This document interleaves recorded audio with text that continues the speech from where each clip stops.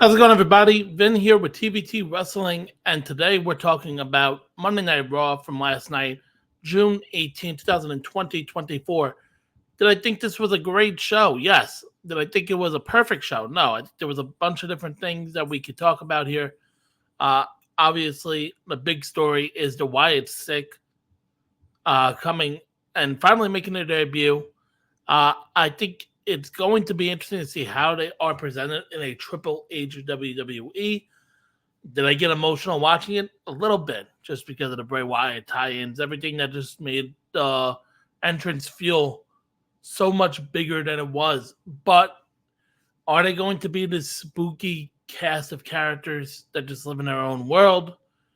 Is it just going to be Bo Dallas essentially as this Uncle Howdy character? Is he going to just be the main guy and these other characters not wrestle? It's going to be very interesting to see exactly how this goes.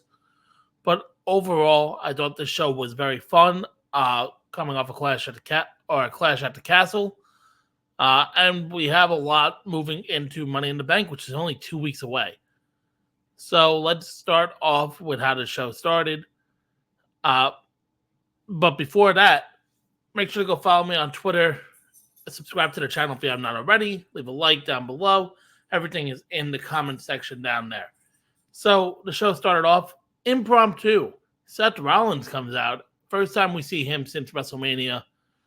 Says he is here to become the best of all time, and he cannot do that without the belt that he helped make the World Heavyweight Championship. Talks about being in the ladder match for the Money in the Bank briefcase, but Damian Priest interrupts. Rollins says, hey, me and you, we're very similar. Both part of groups. Both won our first title at WrestleMania after cashing in Money in the Bank. But the difference is that Rollins knew he had to grow a set. Priest says that he was Rollins' first challenger when the World Heavyweight Championship was created. And that people thought he was coming out here tonight to relinquish the same title. But instead, he challenges Rollins to a match at Money in the Bank, and Rollins accepts. And that's how the segment goes off. I thought this was a decent showing. But first, why is Seth Rollins getting a title match? First match back. That's something I just generally don't like in wrestling. Is, hey, I've been injured. Hey, I just signed. Whether it be here in WWE with Seth Rollins getting this, or whether it be Mercedes Moné in AEW, just first match, we're going to give you a title match. I just don't like that booking. Now, I understand maybe you don't want to have Seth Rollins versus a bunch of people in the ladder match. We kind of see how the ladder match is going to feel as we get one qualifier tonight. But I just think that overall, I just don't like the idea of Seth Rollins getting that title match, first match back. Now, obviously, after Money in the Bank is SummerSlam, and they already have Gunther challenging for that title of whoever it is the winner. Now, could WWE really pull Seth Rollins into this match, make him the champion right away? I could certainly see that. Could somebody cash in after the match, whether it be Damian Priest or Seth Rollins who wins that title match? I could see that too. I could see a quick Money in the Bank holder essentially cash in before the match at SummerSlam. I could see that too. It really depends on who wins the Money in the Bank. I mean, if it's like an Ilya Dragunov, if it's Braun Breaker, I could see that definitely happening. But I just think Rollins versus Gunther sounds a lot better at SummerSlam than a Damian Priest versus Gunther. Not saying that match wouldn't be good, but I just think the marquee would look a lot better with Seth Rollins' name there than it would with a Damian Priest, who really hasn't lived up to being that main champion. I think there's still people above him, it feels like, in the Raw brand. But we'll see how that goes, if they can build it up and make this match feel a lot more important as the couple weeks happen. Then we get Alpha Academy earlier today. Gable asks for a match for the IC title. Pierce says he has to get to the back of the line. Gable says that he's a leader and he should be at the front of the line, and he's willing to fight for it. Pierce says, okay, we'll put you in a match then. Ends up being Chad Gable versus Braun Strowman. Gable gets beat up pretty soundly here. Strowman picks up a win. During the match, Strowman is saying he doesn't like bullies and all that, but the story was after the match. So Gable's standing in the middle of the ring. He calls the Alpha Academy to get into the ring as well. Gable slaps Tozawa, starts picking on him, but Maxine comes to break it up. Tozawa gets slapped after Gable throws Maxine Dupree's crutch out of the ring. Otis, you see him walking out of the ring. He just stops. He gets pissed. He shoves Chad Gable before leaving with the rest of Alpha Academy. So we're seeing that breakup happen. Later on in the show, we see the official thing as Otis, Maxine Dupree, and Akira Tozawa leave and say, we're done. It's going to be very interesting to see. I think, obviously, Otis could be a white hot baby face right now. I think we saw what he can do when he won the Money in the Bank briefcase back in 2020. I think he could be a nice mid-card wrestler here. And I think the story with him and Gable is going to be very interesting. Now, it's not the same exact thing, but I think the Virgil Ted DiBiase feud that happened all those years ago with the $1 million title, I think that could kind of be how Gable and Otis's feud happens. But then later on, we get the Judgment Day Clubhouse. Dom's looking in his bag for his purple cow vest. Priest asks Balor why he took Liv's room key last week. And then asks Finn Balor, hey, I know you're going to win Money in the Bank. Where's your head at? And Finn says, hey, I'm going to cash in for a title. Cody's title. So you can see they're planting the seeds of a little bit of dissent. But obviously that doesn't happen yet. Are they going to break up? I could see that happening. I could see Finn Balor kind of using Liv Morgan, having an alliance with her in order to try to start breaking up the Judgment Day in general. Just be that mole on the inside, essentially. Next, we get a triple threat Money in the Bank qualifier for the women's. Io Sky versus Kiana James versus Zelina Vega. Now, the match was okay. I'm not a big fan of some of these women in this match. I just don't think they're as good. End of this match, so Liv Morgan come out, stand on the ramp. Io hits her moonsault on Kiana James to win the first spot in the Money in the Bank match. I like it. I think Io was the right choice there, ending up putting her in the ladder match where we saw her last year win, last year, essentially, and just having that be there again. Io Sky obviously is incredible. Her move base is a bunch of aerial attacks. That's something that we should really see, and her style really fits in well with a ladder match here. Sami Zayn comes out after that, and he says, hey, I'm moving forward from Chad Gable. We've had enough. It's going to be hard to move on from the Alpha Academy, though. He learned in the Bloodline while he was there that you have to learn to leave on your own time. But he says in terms of the Intercontinental title, he's ready to defend against anyone and everyone. Braun Breaker comes out. Then we see Breaker saying that he is taking the Intercontinental Championship. But Sheamus comes out and he starts addressing Sami Zayn, saying, hey, I've been chasing this title for 5 years. Breaker gets pissed off, saying that, hey, you're just going to ignore me here. Zayn says, hey, I'll talk to Adam Pearce today and see if we can set up a match between you two for later tonight. And that ends up happening, obviously. Pretty interesting to see Breaker already in the Intercontinental title feud. I figured his first feud would be somewhere before a title match, but Sheamus versus Braun Breaker, got me excited for the rest of the show. Obviously, that match was a lot of fun, which we'll talk about in a little bit. Dragon Lee versus Carlito. Again, match I don't really care about. Still building off of the whole Dragon Lee being upset that he got beaten up by Carlito before WrestleMania, wasn't able to be a part of WrestleMania. I just didn't think that was fun. Liv Morgan comes out again, goes up to Dominic before Zelina attacks her from behind. There's Mayhem on the outside. JD grabs Dragon Lee off of the corner. Carlito hits a backstabber from the second turnbuckle, which I thought was pretty cool. Gets the pin and the victory. Then we see the Alpha Academy break up backstage, as we kind of talked about already. Then we get Drew McIntyre coming out. Crowd's chanting CM Punk at him. And he just says, hey, I can't do this anymore. This company sucks. I quit.